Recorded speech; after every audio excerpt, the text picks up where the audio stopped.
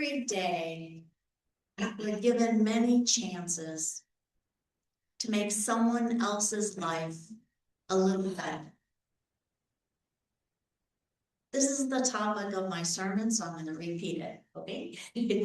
Every day, we're given many chances to make someone else's life a little better. Doesn't have to be anything big. It can be a smile here, a friendly word there. You go. A small act of help might seem unimportant in the minute, but these simple things can spread further than we realize. Kindness has a way of growing further than we realize, reaching many people, and some maybe we've never met before, and creating a chain of positive change in the world.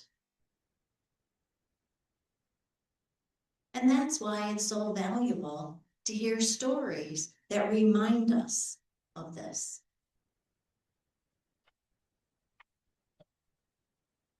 They help us see that we are more powerful than we think when it comes to helping others. Even the smallest actions can make a real and lasting difference.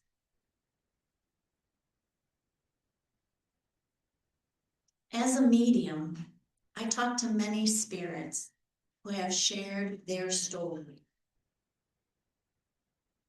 You know what's interesting? They don't focus on the big achievements, the grand gestures in life. Instead, they remember the small, everyday moments of kindness that made the biggest difference in their lives. These are the moments that truly matter, the ones that ripple out and touch lives in many ways that we can't always see.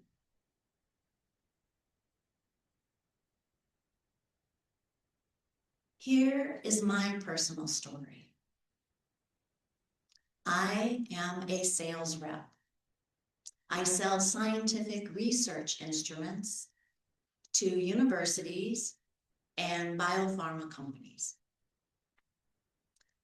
This happened many, many years ago. I was visiting customers in Michigan. The night before I was to fly back to Chicago, I was kind of tossing and turning in the hotel bed. I couldn't fall asleep. When I felt a presence, a spirit, enter my room through the door, walked or seemed to glide down the hallway and turn right into my bedroom.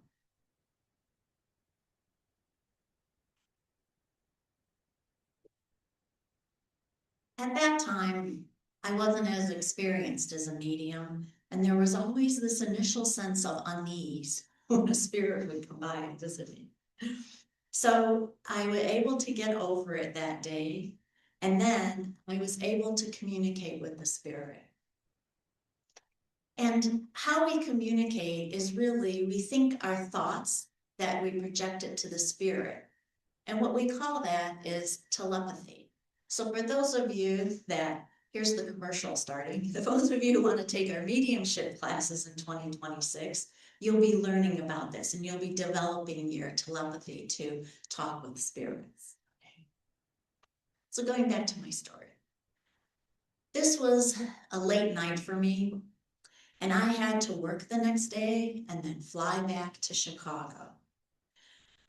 So the spirit, who I felt was a female energy, in my mind, I said to her that it would be better if she could come back tomorrow when my work was done, and I would be happy to help her at that point. Well, little did I know at that time that the spirit knew exactly when and where we were to meet again. And this was just a preview of things to come.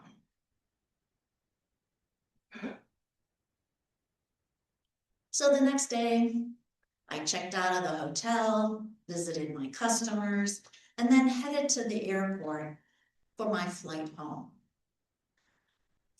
I'm going to say I'm the kind of person that likes to get to the airport early. And I think some of you are probably not surprised about that. I don't like to get there at the last minute and have to hurry. And I really don't like it when other people get there late and have to cut in front of you, but you know, that's the way things go these days. So back in Michigan, I had to return the rental car, then take the shuttle to the airport. So as I walked up to the shuttle, I saw the bus driver get off and light a cigarette and out next to the shuttle. So when I walked up to him, I said hello, he said hi, and I proceeded to get on the shuttle bus. This shuttle bus had the doors, the double doors right in the middle of the bus. So there was the back end and then the front end. So I walked up with my luggage, my briefcase, my purse, you know, everything we have to carry, up these 3 stairs to the top of the shuttle bus. I glance to the left, I see a woman sitting there. I glance to the right, no one's there, but the luggage racks are there. So I put my stuff on the luggage racks, I sat down, took a couple breaths, and I turned around to see who else was on the bus. No one was on the bus. So I knew that that was the spirit from last night, showing me what she looked like. Now, I didn't know this spirit, and it's just me and the bus driver. So I'm figuring this is for him. She's coming to talk with him and wants me to be the intermediary.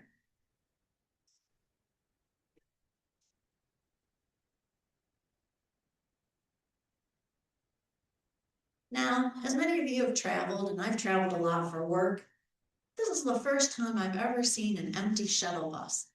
They're always crowded. There's always people there. So did spirit have something to do with this? I think so. So while on the bus, I'm thinking, do I approach the bus driver? What do I say? I decided yes. I got a little bit of courage and I stood up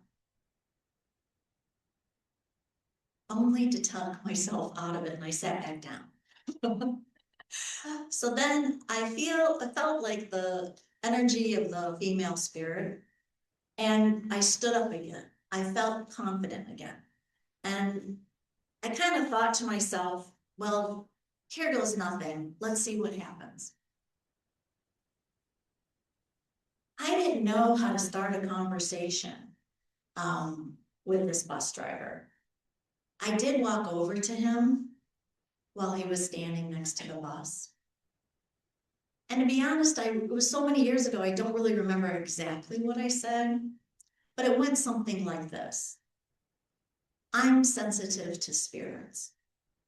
I feel like there's a spirit here that wants to connect with you. And I'm wondering if you're open to hearing more.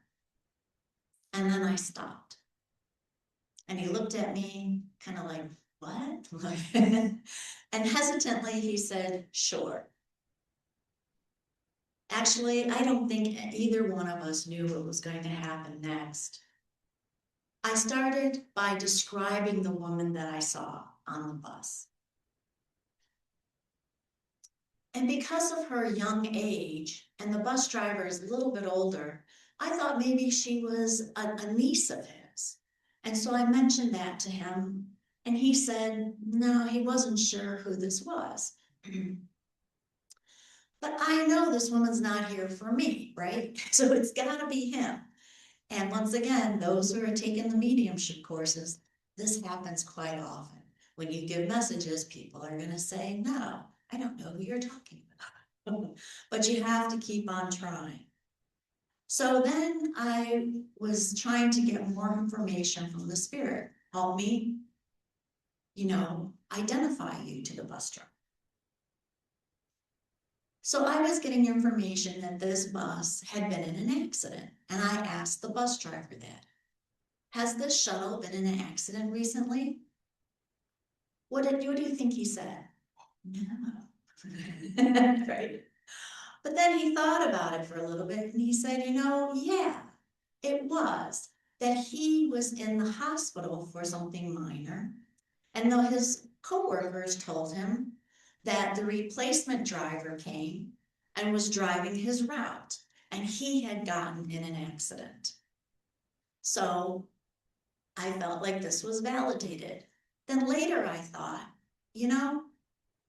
if that's your job is only to drive a shuttle bus to the airport and back, if you get in an accident, I think that's a pretty serious thing.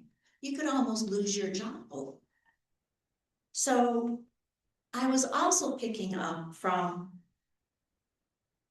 the female spirit was that she was there to watch over him and to protect him. So I let him know that because she made sure he wasn't on that shuttle bus when it got into an accident. She was protecting him. While we're outside the shuttle talking, people started to come with their luggage to the shuttle bus. So eventually they did come fill up the shuttle bus. And the bus driver proceeds to tell me his story and who he thinks the spirit woman might be. He said many years ago, he dated a woman that looked like the woman I described to him in spirit. They lived together for a while.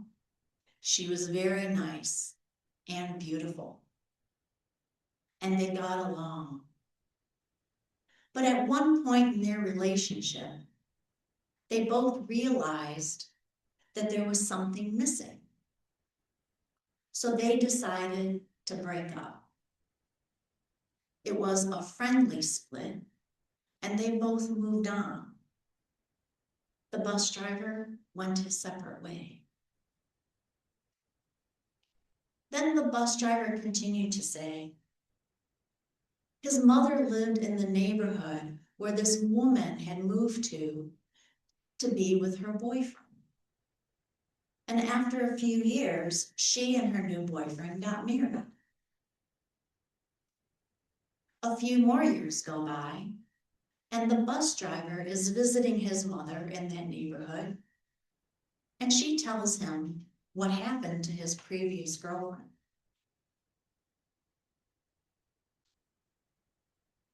So while standing outside the shuttle bus, the bus driver gave details about the events that took place, more than what I'm giving you now, giving you the short version. So it goes something like this. The spirit woman's husband was jealous and violent. The woman wanted to leave her husband, but one day he took a gun and shot her dead and then himself. When I heard the whole story, being sensitive as I am, I could feel the spirit woman's energy and sadness, and I started crying. Not a few tears that I could nonchalantly wipe away. This was the ugly cry, the one that needed several tissues. I could feel her energy, the bus driver's energy, and the energy of the incident. It was overwhelming. After a few minutes of this, the bus driver said he had to get going and went on the bus.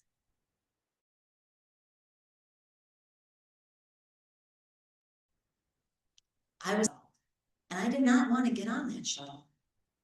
Imagining that all the riders are going to be staring at me. How often do you see someone like heavily crying on the shuttle bus. Not very often. But what could I do? The shuttle was about to leave. So I got on the shuttle. And then when the shuttle got close to the airport stop, the bus driver announced to me that I should sit there and wait for him so he could help me off with my bags. I knew he did this because he wanted to talk some more when everybody had left the shuttle. And I said, okay.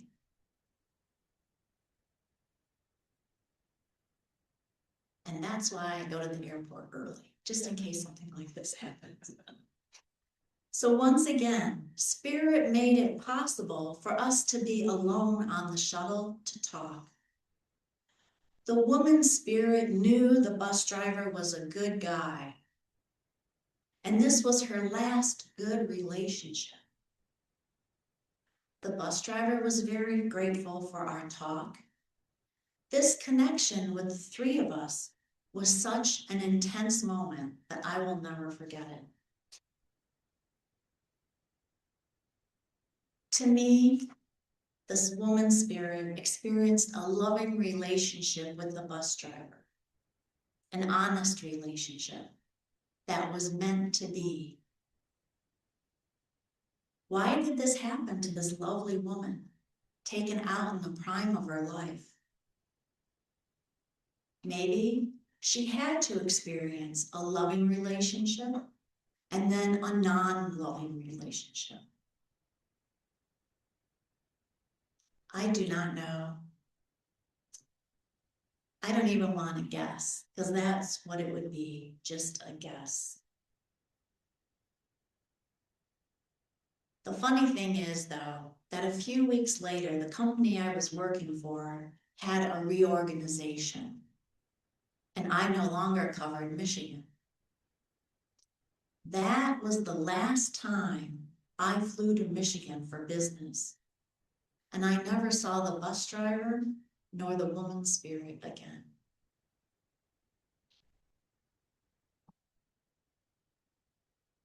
It is said there's no concept of time in the spirit world.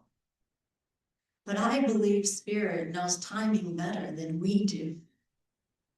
I was meant to give the message to the bus driver. On that day, at that time, Spirit planned all of this. And I was happy to be her pawn.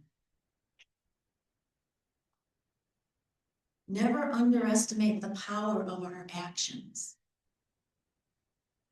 With one small gesture, we can change a person's life.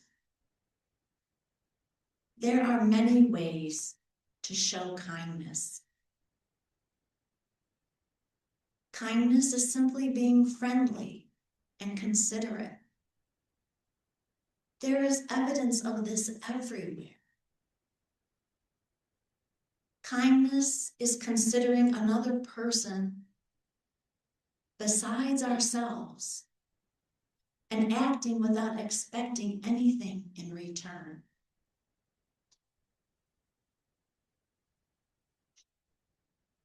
When we show a genuine interest in another person, we tell them they are seen, they are recognized, they are heard, and they are not alone in the world.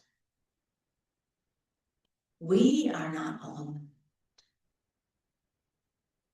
So be kind, do good, and others will do likewise. Just going back, I'm going to sum up by saying my first sentence again, as a reminder that every day we're given many chances to make someone else's life a little better. Amen. So